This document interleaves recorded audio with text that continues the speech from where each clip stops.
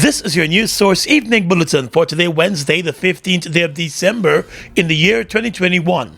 I'm Gordon Mosley, thanking you for joining us, and here's what we're tracking tonight. Opposition leader Joe Harmon today said the opposition is currently building a case to challenge the government's move to the National Assembly for a second supplementary budget totaling over $26 billion. On Monday, the Finance Minister Dr. Ashley Singh presented two financial papers to the National Assembly, with one seeking the approval of the House for a total of $5.1 billion, which was spent from the public's purse during the period July 22, 2021 and December 9, 2021, and the other seeking supplementary provisions on the current and capital estimates, totaling over $21.4 billion. During a press conference today, the opposition leader said the government returning for supplementary provisions twice after the national budget smacks of poor management of the economy and poor budgeting. He reminded that Section 14 of the Financial Management and Accountability Act states that a minister must be satisfied that all matters that are dealt with under the section are urgent, unavoidable, and unforeseen, therefore justifying the need for the expenditure. Mr. Harmon said if those conditions are not met, it now amounts to a violation of the Constitution. But it's in their opinion that there is a clear possibility that that action can be taken once the exercise of this discretion is tainted by improper purpose. Mr. Harmon said if those conditions are not met, it now amounts to a violation of the Constitution, and several attorneys believe that the Constitution has been violated. Article 221 states that Parliament may make provisions for the establishment of a contingency fund and for authorizing the minister responsible for finance to make advances from the fund if he or she is satisfied that there is an urgent need for expenditure for which no other provision exists. But according to the opposition leader, the government's approach to the contingency fund is questionable. We certainly have quite a number of questions about the sum of this fund that were taken out. And during this period, we are going to make heavy weather of this matter in the National Assembly. What this pattern has revealed to us, and I'm sure is revealing to all Guyanese, is that the PPP are extremely poor at budgeting, at planning, and economic management. This is why our economy is in such a mess. The opposition leader also questioned the money which has been set to be expended on the Guyana Power and Light Company and other agencies, explaining that money for the same purpose was budgeted in the 2021 national budget. He said there are only 2 weeks left in the financial year, so it is even more than strange that the government is seeking that large amount of money at this time. More news coming up in just a moment. I'm feeling it! You know it? That Christmassy feeling? Friend, I'm ready for everything. All the decorations and lights. Bring on all the Christmas goodness. And I heard GTT is giving away millions in cash and prizes for the season. It just doesn't get any better. Multiple draws, multiple chances to win, live radio giveaways of cash, grocery vouchers, phone credit, and more. Free data, free calls, and free accessories with the purchase of every handset. Sign up, top up, pay any GTT bill or purchase a handset to get a chance to celebrate with GTT and MMG. Together we celebrate, together we win. GTT, together we rise. The light on your face, no mask will hide. Feel the joy burn deep inside. Let's have a great Christmas this year. You, me, and Republic Bank, my dear. Whatever you need, light up your Christmas with Republic Bank and get a chance to win $825,000 in cash prizes. Plus, get a chance to give a family a Christmas hamper in your name. Log on to republicguyana.com for more details. Let's light up Christmas. Republic Bank, we're the one for you. Combo pack up, we feeling best. Sunshine stacks above the rest. There is no contest, it's the best mix, so we feeling best. Best value to how you feeling. Ole cheesy, too much ripples and more combo pack of flavors galore, yeah. Combo pack up, we feeling best. Sunshine stacks above the rest. There is no contest, it's the best mix, so we feeling best. Sunshine Snacks Combo Pack, now with a new look and new mix. Grab your pack today. Best mix, so we feeling best. Do you have a business and want to reach more customers? Then sell on Fazaro.com. Sign up is easy and free. Take advantage of our site traffic, online payment processing, delivery service, and much more. Grow your business today. Fazaro, Guyana's premier e-commerce marketplace. Give me one dembe for my whole family. Their bread is tasty. Dembe bakery. Baked with love and passion by our dedicated team of fine bakers, we give you Dembake. With the same great quality you're used to, we now have a slightly new look. Here in Land of Canaan, we are ready to give you even more. Don't wait until you're hungry. Reach for a slice of Dembake. Dembe. Dembake, healthy, wholesome living. Mom, what are you doing with GPL on your list? Child, you forgot I have to pay GPL? You got time with GPL. I have to keep these lights on. The customers who think in that manner and refuse to honor their obligation to GPL are obviously not playing their part in ensuring quality service delivery. So, I will continue to pay my GPL bill on time, every time. I recognize the value of your point, Mom. You were right.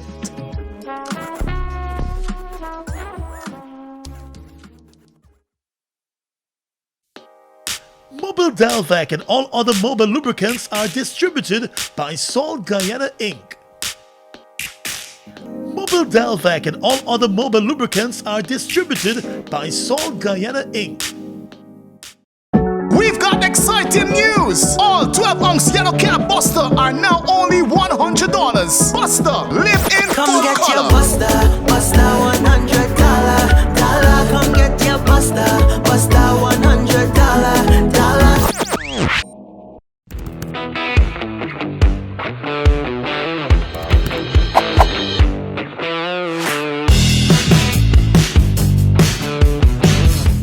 Let GBTI make your dreams of owning a home a reality. Buy or build your home with us. Let us help you to completely outfit your home and make it move-in ready. Need to purchase land? We finance that too. Benefit from our 10% down payment and interest rates as low as 4.25%. Calculated on the reducing balance with up to 30 years to repay. Switch your mortgage to us and learn about benefiting from the equity in your home. Invest wisely. Apply online or call your branch to schedule an appointment. GBTI, we see Guyana through your eyes. On the police blotter, a minibus tout at the East Coast car park here in Georgetown was stabbed to death this morning during a confrontation with another tout over a sum of money.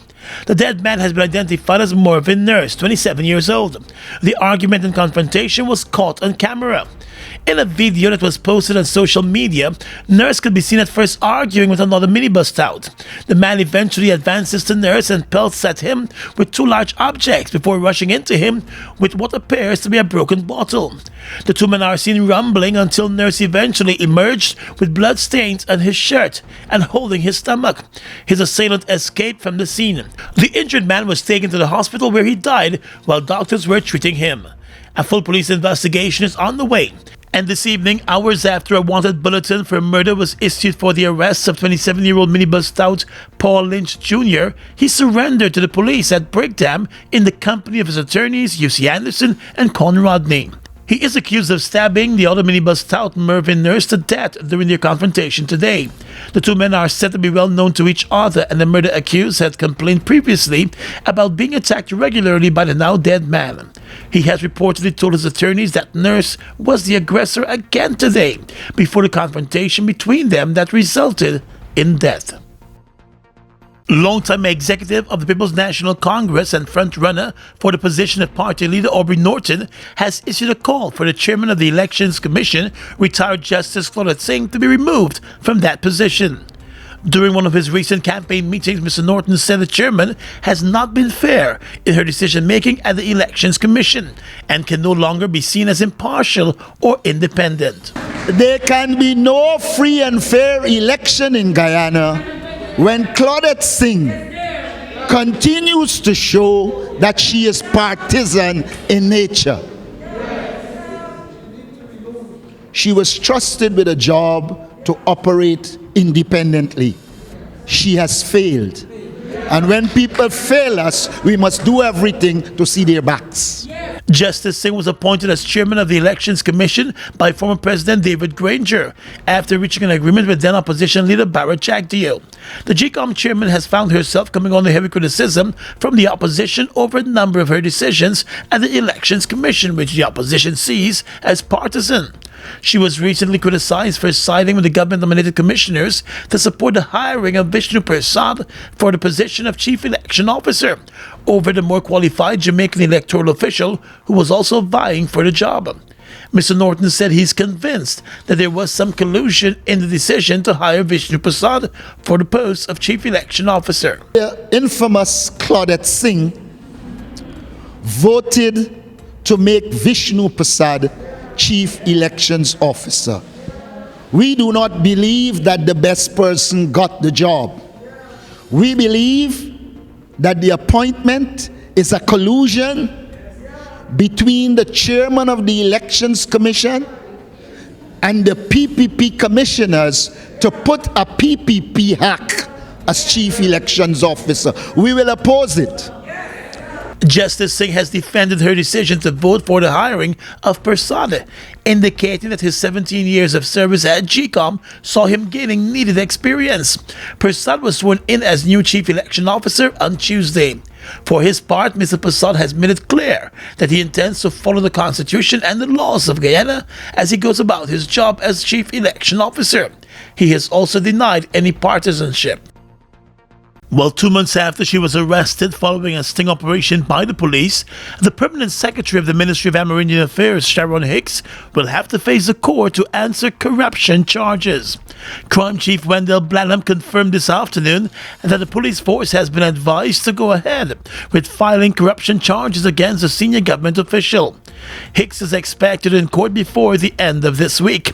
Just over 2 months ago, the police started to investigate the permanent secretary after a government contractor complained that he was allegedly being forced by her to make payments to her monthly for a contract that he won from the ministry that she managed. The man claimed that he became tired of making the monthly payments to the official and needed the payments to stop. As part of the investigations, the police set up a sting operation, and during that operation, a quantity of marked money was delivered to the permanent secretary's office as the alleged bribery payment. She was arrested the same day with the money in her office. The permanent secretary was initially held for demanding money by menace.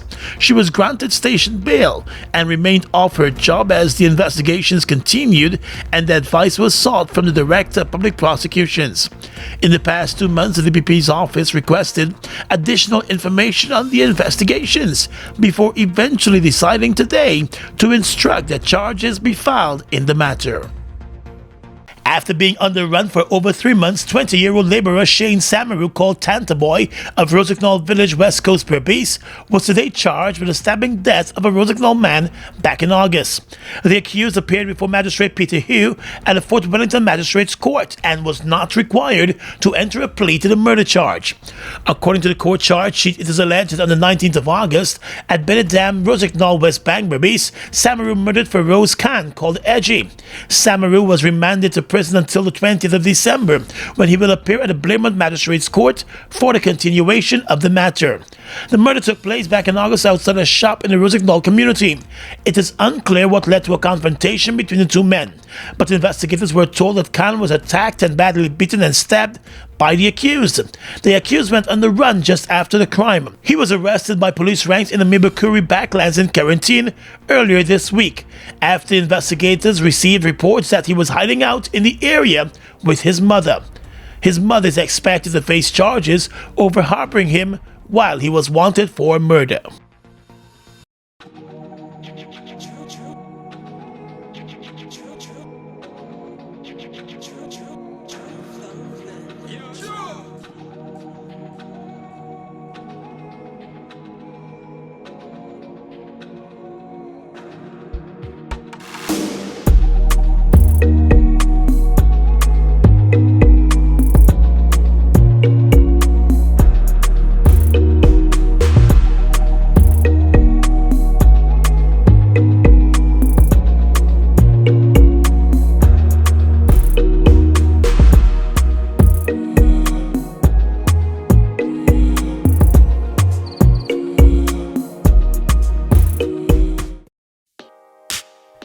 Mobile Special and all other mobile lubricants are distributed by Sol Guyana Inc.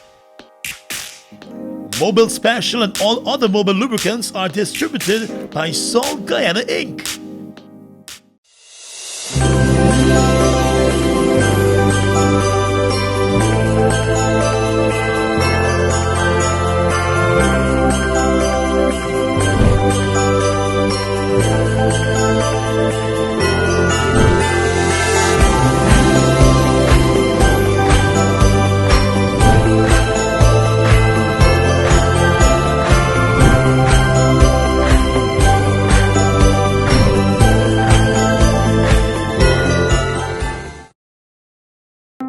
It's one of your biggest goals, getting your own home, where memories are made, where happiness lives. You may feel that home ownership or renovation is beyond your reach, but we at Republic want you to know that there's always a way. Ask us about our suite of mortgages. Let's help make your housing wishes come true. Or advise on how the equity in your existing home can finance other dreams and goals. Call or go online to learn more. We've got exciting news! All 12-ounce yellow cab Buster are now only $100. Buster, live in Come full get color. your Buster, Buster $100. Come get your Buster, Buster $100. I'm feeling it! You know it? That Christmassy feeling? Friend, I'm ready for everything. All the decorations and lights. Bring on all the Christmas goodness. And I heard GTT is giving away millions in cash and prizes for the season. It just doesn't get any better. Multiple draws, multiple chances to win, live radio giveaways of cash, grocery vouchers, phone credit, and more. Free data, free calls, and free accessories with the purchase of every handset. Sign up, top up, pay any GTT bill or purchase a handset to get a chance to celebrate with GTT and MMG. Together we celebrate, together we win. GTT, together we rise. Fuel it up and drive, Super 95. Tune up, fuel it up and drive, Super 95. Tune up. Protect your fuel system, boy. High mileage and performance, boy. Guy Oil's Super 95 gasoline gives you more reasons to drive and is available at 56 service stations nationwide. For affordable price, high performance, and high mileage, choose Guy Oil's Super 95 gasoline. Fuel it up and drive.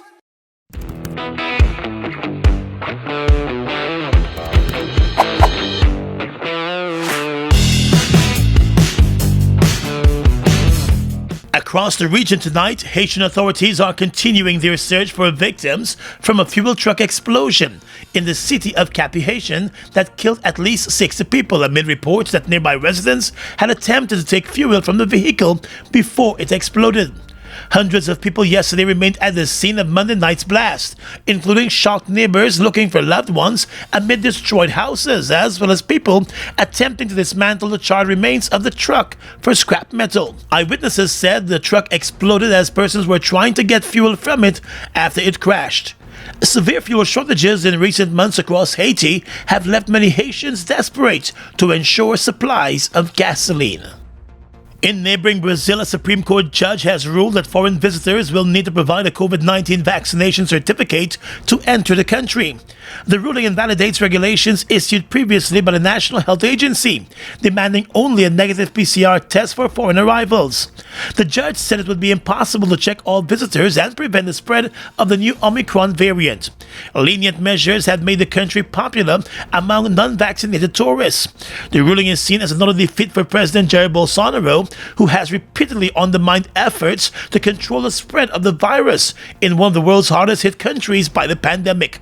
The president, who says he has not been vaccinated, had denied requests of the health agency to demand vaccination proof from visitors.